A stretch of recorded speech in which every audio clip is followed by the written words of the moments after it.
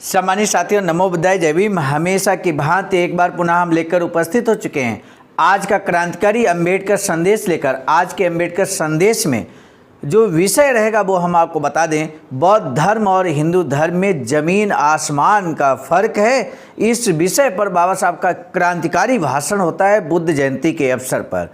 बुद्ध जयंती के उपलक्ष्य में एक कार्यक्रम आयोजित किया गया 8 मई 1955 को। इस 8 मई 1955 को मुंबई के कार्यक्रम में बाबा साहब सम्मिलित होते हैं। 80,000 लोग उपस्थित होते हैं। सम्मानित साथियों, 80,000, आप परिकल्पना कीजिए, कल्पना कीजिए, सोचिए इस बारे में कि 80,000 लोग जहां उपस्थित होंगे वहां का सुंदर दृश्य कैसा होगा। उस दृश्य को याद कीजिए, स्मरण कीजिए और महसूस कीजिए इस बात को कि उस 80,000 जनसभा को संबोधित करते हुए बाबा साहब की जहाँ पर आलोचना करते हैं अखबार के लोग, मीडिया के लोग, तो उनको आज कड़ा जवाब बाबा साहब देते हैं इस 80,000 लोगों की जनसभा में संबोधित करते हुए।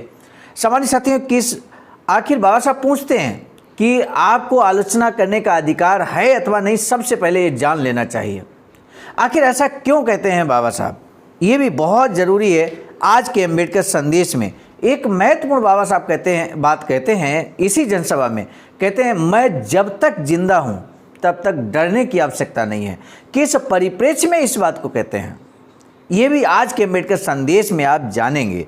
तो आइए अब हम बिना विलंब के आगे बढ़ते हैं और इस ऐतिहासिक भाषण को अगर आप बाबा साहब के सच्चे अनुयायी हैं तो निश्चित तौर पर इस अंबेडकर संदेश को आप अंत तक जरूर वाच करेंगे, मुझे पूरा विश्वास है। सम्मानित साथियों, आज के अंबेडकर संदेश का विषय मैंने पहले ही आपको बता दिया है। बौद्ध धर्म और हिंदू धर्म में जमीन आसमान का फर्क है। इसी विषय के अंतर्गत बाबा साहब डॉक्टर अंबेडकर संपूर्ण वाङ्मय खंड 40 के माध्यम से पेज नंबर 389 से 392 तक आज का पहला भाग, चूँकि ये स्पीच बाबा साहब का काफ़ी लंबा है, इससे पहला भाग लेकर हम उपस्थित हो चुके हैं। भारतीय बौद्ध जन समिति के तत्वावधान में और आयुष्मान मंगल दास बकवासा पूर्व राज्यपाल मुंबई की अध्यक्षता में 8 मई 1955 को शाम 7 बजे नरे पार्क सेंट्रल रेल वर्कशॉप के सामने परेल मुंबई 12 इस स्थान पर बड़ी धूमधाम से भगवान गौतम बुद्ध जयंती उत्सव आयोजित किया जाना है। जुलूस के लिए 3 मार्ग तय किए गए हैं। उसके अनुसार विभिन्न जगहों के लोग इस जुलूस में शामिल होने की कृपा करें। शाम 4:30 बजे जुलूस निकलेगा और शाम 7 बजे तक नरे पार्क आ जाएगा। इसका जुलूस में शामिल लोग ख्याल रखें, अन्य लोग सीधे नरे पार्क मैदान पर शाम 7 बजे तक पहुंच जाएं। समिति के सचिव ने जनता के 7 मई 1955 के अंक में इस बात की जानकारी प्रकाशित की है। इस घोषणा के अनुसार दिनांक 8 मई 1955 को मुंबई के नरे पार्क में बुद्ध जयंती के अवसर पर कार्यक्रम का आयोजन किया गया था। कार्यक्रम में 80,000 लोग उपस्थित थे। सभा को संबोधित करते हुए बाबा साहब डॉक्टर भीमराव अम्बेडकर ने कहा, अध्यक्ष महाराज, बहनों और भाइयों, आज मैं यहाँ अचानक ही आ गया हूँ। इस सभा में मेरी उपस्थिति की उम्मीद नहीं थी। आजकल में मुझे दिल्ली जाना पड़ेगा, ऐसा मेरा अनुमान था। संयोग की बात है कि 12 तारीख तक का टिकट उपलब्ध ना होने के कारण मैं यहीं रहा। इस मौके का फ़ायदा उठाते हुए मुझसे विनती की गई कि मैं इस सभा में उपस्थित रहूं। उनकी विनती का सम्मान करते हुए मैं आज उपस्थित हूं। पूर्व गवर्नर अध्यक्ष हैं, सो मुझे इस सभा में नहीं आना चाहिए था। मेरे आने से सभा को महत्व प्राप्त होगा ऐसा मुझे नहीं लगा था, लेकिन लोगों का कहना ना मानना योग्य नहीं होता। यहाँ इतनी बड़ी संख्या में लोगों की उपस्थिति देखकर मुझे खुशी हुई है। आप सब लोगों को आंदोलन के प्रति गर्व है। वह माफ गांव के अड्डे पर रहता है, मैं भाई खला की पीली चावल में रहता हूँ। कोई कार्यक्रम अगर होना है तो वह मेरे ठिकाने पर ही हो, ऐसी मंशा रखते हैं। अपनी अपनी गली में कोई न कोई समारोह कार्यक्रम करते हैं। इस रूढ़ी को भुलाकर एक राय से इस कार्यक्रम का आयोजन किया, इसके लिए मैं आपका अभिनंदन करता हूं। अक्सर आपने देखा होगा महापुरुषों के कार्यक्रम हर मोहल्ले में हुआ करते हैं, हर गांव में हुआ करते हैं और यहाँ पर बाबा साहब किस बात का धन्यवाद करते हैं, किस बात का अभिनंदन करते हैं? इस बात का किस बड़े जनसमूह ने, सभी लोगों ने मिलकर एक पर्टिकुलर स्थान पर ये कार्यक्रम किया है, न कि अपने अपने गली में, अपने अपने मोहल्ले में किया है। इस बात का धन्यवाद ज्ञापित करते हैं। सम्मानित साथियों, संयुक्त रूप से किए गए प्रयास की सराहना सभी करते हैं और इसलिए हमें एकता का अगर प्रदर्शन करना है, हमें संगठित रहने का संकल्प लेना है या संगठित होना है, तो हमें संगठित प्रयास भी करने पड़ेंगे। यानी कि आने वाले समय में महापुरुषों की जब जयंती मनाएं, महापुरुषों का कार्यक्रम करें, तो एक विशाल कार्यक्रम करें, सभी लोग मिलकर करें। ये ठीक नहीं होता कि हम अपने गली में कार्यक्रम करते हैं, वे अपनी गली में करते हैं, तो ये एकता कहाँ हुई? अलग अलग कार्यक्रम करेंगे, पैसा मतलब हर तरह से आपको परेशानी का सामना करना पड़ेगा और हमारी जो एकता है उसका भी हंसी उड़ाई जाएगी। आपने नई शुरुआत की, हर साल बुद्ध जयंती इस प्रकार मनाते रहेंगे ऐसी उम्मीद करता हूँ। बाबा साहब कहते हैं, आज मैं अन्य बातों का जायज़ा लेने वाला हूँ। पिछले 1 महीने से मैं मुंबई में हूँ, मुंबई के अखबार में पढ़ता हूँ, कुछ मुझे इनकी कटिंग्स भी भेजते हैं। बौद्ध धर्म स्वीकारने को लेकर कई लोगों की राय पढ़ने में आती है, लगभग हर अखबार में आलोचना आती है। कहा जाता है कि अस्पृश्य लोगों को इस काम के लिए बरगलाया जा रहा है। उनके अज्ञान का फ़ायदा उठाते हुए डॉक्टर अंबेडकर उन्हें बहका रहे हैं। उस धर्म को अपनाने के बाद आपका नुकसान होगा। डॉक्टर अंबेडकर पागल हैं, उसके जाल में मत फंसना, अगर उसकी बातों में आओगे तो खड्डे में जाओगे, वगैरह बातें कही जाती हैं। ये जो बातें यहाँ पर हमने आपको बताई कि डॉक्टर अंबेडकर पागल हैं, उनकी बातों में आओगे तो खड्डे में चले जाओगे, तो ये आलोचना कौन करता है बाबा साहब की? ये आलोचना बाबा साहब की अखबार करते हैं। सार्वजनिक काम में आलोचना करने का अधिकार सभी को है। ऐसी बात नहीं है कि मुझे इस बात का खेद है। मेरा जीवन लोगों की आलोचना सहने में बीता है। एक एग्जाम्पल बाबा साहब देते हैं छोटे बच्चे का। छोटे बच्चे को नज़र न लगे इसलिए जैसे उसकी माँ काजल का टीका लगाती है, उसी प्रकार ये लोग मुझे हमेशा कालिख लगाते हैं। मुझे इस बात का कुछ बुरा नहीं लगता। यानी कि जो लोग आलोचना करते हैं, मुंह तोड़ जवाब सरल भाषा में, मीठी भाषा में बाबा साहब ने यहाँ पर दे दिया है। बाबा साहब कहते हैं, हम में से कई लोग अज्ञानी और कुछ लोग ज्ञानशील हैं। उन पर अखबारों में लिखे का असर होता होगा, इसलिए अखबारों में जो लिखा जाता है उस पर टीका टिप्पणी जरूरी है। हालांकि मैं एक बात आपको बताना चाहता हूँ कि सोचिए, आलोचना करने का हक किसे पहुँचता है? कौन किसकी आलोचना करे?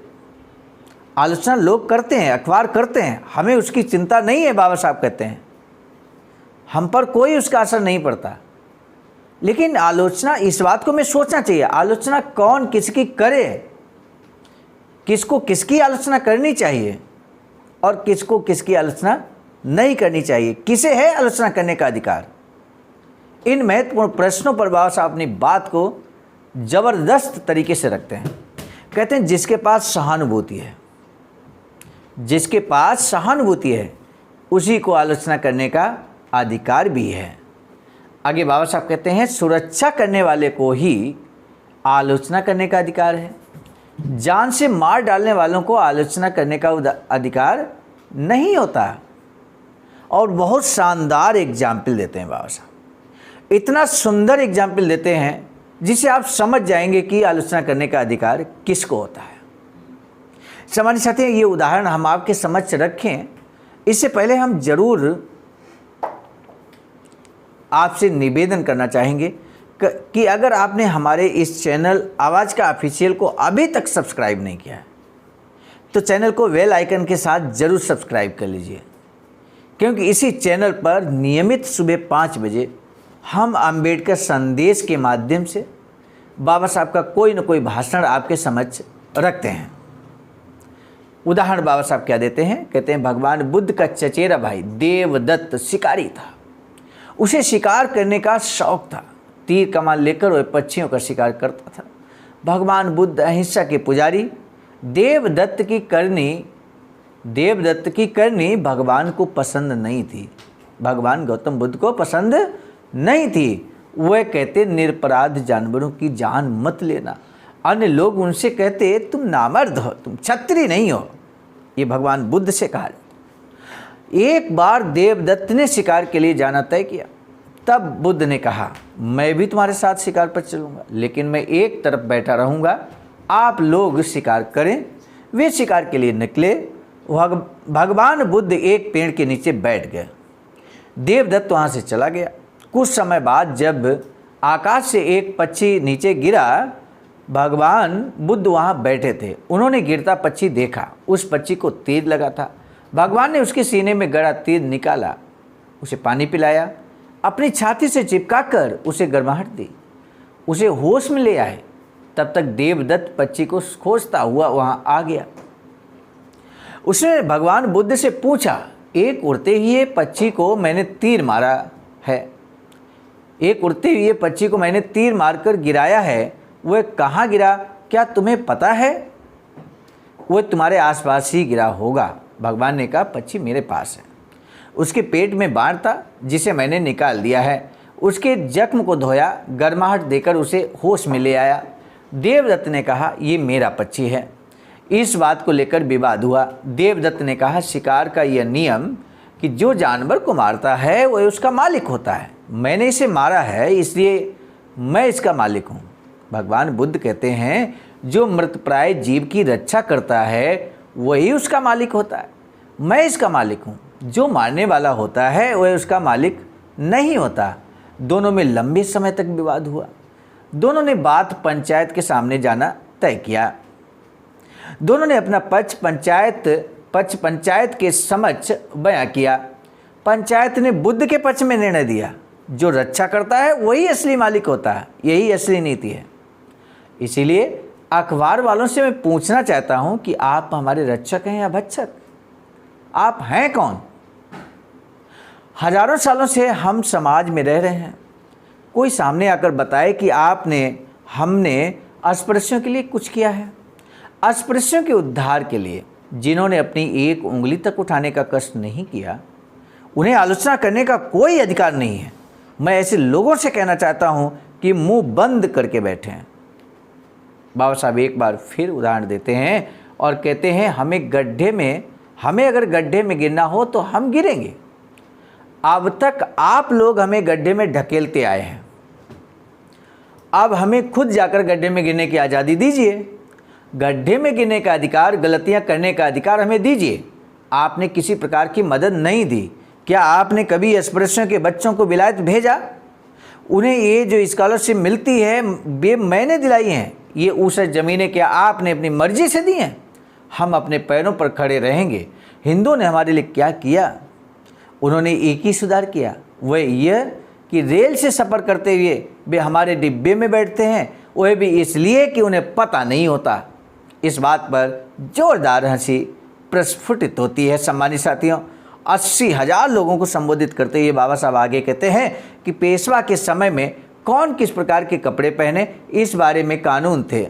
मेरी माँ बताया करती थी, महार अगर कपड़ा खरीदना चाहते थे तो उन्हें उसे दूर से ही देखना होता था, दूर से ही कीमत पूछनी होती थी। दुकानदार दुकान में ही कपड़ा हिलाया करता और आदमी ने अगर कपड़ा खरीदा तो लोटे में पानी ले आता, कपड़े पर छिड़कता, नया कपड़ा कीचड़ में घसीटता, क्योंकि महार नया कपड़ा नहीं पहन सकते थे। मिट्टी में घसीटी हुई साड़ी में 2 उंगलियां फंसाकर उसे 2 फाड़ करते, फिर महार पैसे रखता और कपड़े लेकर जाता। हम लोग लंगोट पहनते हैं, पेशवा का ही वह हुक्म था। ब्राह्मण दोनों तरफ से झालर वाली धोती पहनते थे। ब्राह्मणेतर केवल पीछे की तरफ झालर बना सकते थे। भंडारी लोग बड़ा रुमाल कूलों पर लपेटते। ऐसे नियम थे। अंग्रेज सरकार आने के बाद मुंबई पर उनका अधिकार बना। सुनारों पर पेशवाओं की नज़र थी। सुनारों का कहना था कि वे ब्राह्मण हैं, पेशवे कहते हैं कि हम ब्राह्मण हैं। सुनार ब्राह्मणों की तरह धोती पहनते, उन्हें इस प्रकार धोती नहीं पहननी चाहिए। उनके कारण भ्रष्टाचार हुआ, इस प्रकार सभी अखबारों में छप गया। अंग्रेजों ने धर्म डुबाया कहकर सब लोग हल्ला मचाने लगे। अंग्रेज बौखला गए। पेशवा की शिकायत उन्होंने सुनी। पेशवा ने कहा, हमारे प्रजाजनों पर पहले प्रतिबंध थे, आपके आने के बाद वे कासोटा पहनने लगे हैं। तब ईस्ट इंडिया कंपनी भारत में आई ही थी। वाल्केश्वर में महाजन लोग रहते थे। मुख्य अधिकारी ने शिकायत सुनी। उन्होंने महाजनों को बुलाकर पूछताछ की। बात सामने आई कि सुनार झालर वाली धोती पहनने लगे हैं। हुक्म हुआ सुनार ऐसी धोती नहीं पहनेंगे। पंचों ने उन पर 50 रुपयों का जुर्माना लगा दिया। अब लोग कोट पतलून पहनने लगे हैं, गाड़ी में बैठने लगे हैं। इसके अलावा उनमें कोई सुधार नहीं हुआ है। फिर ये लोग क्यों आलोचना करते हैं? ये कैसे हमारे हित चिंतक हुए? वे कहते हैं कि आपने अगर बौद्ध धर्म अपनाया तो आपको मिलने वाली स्कॉलरशिप बंद हो जाएगी। मिलों में काम करने वालों को स्कॉलरशिप की अहमियत क्या पता चलेगी? जो स्कूलों में पढ़ते हैं उनके लिए स्कॉलरशिप की अहमियत होती है। पत्रकारों को ऐसा क्यों लगता है? कहते हैं स्कॉलरशिप नहीं मिलेगी। अरे उसे दिलाने के लिए मैं अभी जिंदा हूं ना। ये बात बाबा साहब कहते हैं जोरदार तालियों के बीच। बाबा साहब आगे कहते हैं मेरे मरने के बाद जो होना है सो होता रहेगा। जब तक मैं जिंदा हूं तब तक डरने की कोई वजह नहीं है। बाबा साहब आगे कहते हैं सिख अस्पृश्यों के स्कॉलरशिप मिलती है। स्कॉलरशिप धर्म पर निर्भर है, स्कॉलरशिप धर्म पर निर्भर नहीं है, वे दीनता पर निर्भर करती है। और आपने दी ही कितने दिन? याब चंद्र दिवा करो, ऐसा तो नहीं। चांद सूरज जब तक है क्या तब तक स्कॉलरशिप मिला करेगी? वे साल भर के लिए होती हैं या फिर 2 साल के लिए, 3 सालों के लिए होती हैं।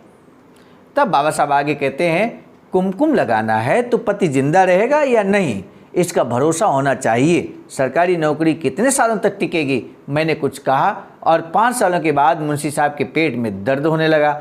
उन्होंने मुसलमानों को दी गई रियायतें वापस लीं। ईसाइयों को भी रियायतें मिली हुई थी, लेकिन उनका एक आदमी था जो गवर्नर बनना चाहता था। उन्होंने बताया कि मुझे कुछ नहीं चाहिए। फिर उनके कागजात मेरे पास आए, मैंने उसे फाड़ कर फेंक दिया। और लोग सोने का हार पहनते हैं तो क्या हम गले में फांसी लटका लें? मैंने लिख कर दिया नहीं हो सकता, नहीं हो सकता। आज तक हमने उसे रखा लेकिन अब उसका कोई फ़ायदा नहीं। हम में से एक व्यक्ति इंजीनियर बनने के काबिल है लेकिन अब तक उसे इंजीनियर नहीं बनाया गया। हमारे मुख्यमंत्री भी इसमें शामिल हैं। राजा ही अगर प्रजा को मारने लगे तो प्रज्ञा पास जाए। भूस के लड्डू जिसने खाए वह फंसा, जिसने नहीं खाए वह भी फंसा। ये बात बाबा साहब कहते हैं। सम्मानित साथियों, ये अंबेडकर संदेश लंबा हो चला है। अब हम इस अंबेडकर संदेश को यहीं पर रोकेंगे क्योंकि हमारा लक्ष्य होता है कि 15-16 मिनट से ज़्यादा का अंबेडकर संदेश ये ना हो। इसलिए अब हम बिना विलंब के यहाँ पर अंबेडकर संदेश को रोकते हैं। हम आपसे बस एक प्रश्न पूछना चाहते हैं। आज के अंबेडकर संदेश में आप हमारे रक्षक हैं या भक्षक? आप हमारे रक्षक हैं या भक्षक? ये बात बाबा साहब ने किससे पूछी है? ये प्रश्न किससे किया है? ये आपको बताना है। आज के अंबेडकर संदेश का यही महत्वपूर्ण प्रश्न है। सम्मानित साथियों, इस समय बाबा साहब के अधूरी इच्छा के अनुरूप वैचारिकी सेंटर निर्माणाधीन है सारनाथ वाराणसी राज्य उत्तर प्रदेश में। आप भी अपना अमूल्य योगदान यहाँ पर कर सकते हैं दिए गए अकाउंट नंबर पर। आज का अंबेडकर संदेश कैसा लगा जरूर बताइए कमेंट सेक्शन में। आज का अंबेडकर संदेश हम लेकर उपस्थित हुए थे मिशन नायक बुद्ध मित्र मुसाफिर सर राष्ट्रीय अध्यक्ष भाजपा नई दिल्ली की प्रेरणा में और साथ ही साथ संकलन कथागृह में परम आदरणीय विजय कुमार बौद्ध जी प्रांतीय कोषाध्यक्ष भाजपा बिहार प्रस्तुत करता में मैं स्वयं सर्वजीत आर्य राष्ट्रीय मीडिया प्रभारी IT सेल भाजपा नई दिल्ली। मिलेंगे नए डॉक्टर अम्बेडकर संदेश में इस उम्मीद के साथ कि आप इस अम्बेडकर संदेश को, चूँकि मोटिवेशनल है, लोगों के बीच क्रांति पैदा हो सकती है बशर्ते कि ये अम्बेडकर संदेश जन जन तक पहुंचना चाहिए। शेयर जरूर कीजिएगा।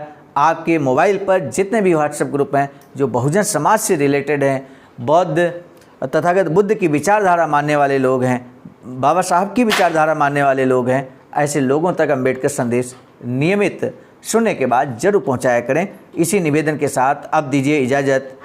आप सभी को सादर नमो बुद्धाय। जय साथियों, यदि आप हमारे इस चैनल आवाज़ का ऑफिशियल, जिस पर नियमित सुबह 5 बजे डॉक्टर अम्बेडकर संदेश आपको मिलता है, आप हमारे इस चैनल को सपोर्ट करना चाहते हैं तो हमारा आपसे निवेदन है कि आप हमारे इस चैनल को सब्सक्राइब कर लें, वीडियो को शेयर, लाइक, कमेंट जरूर करें।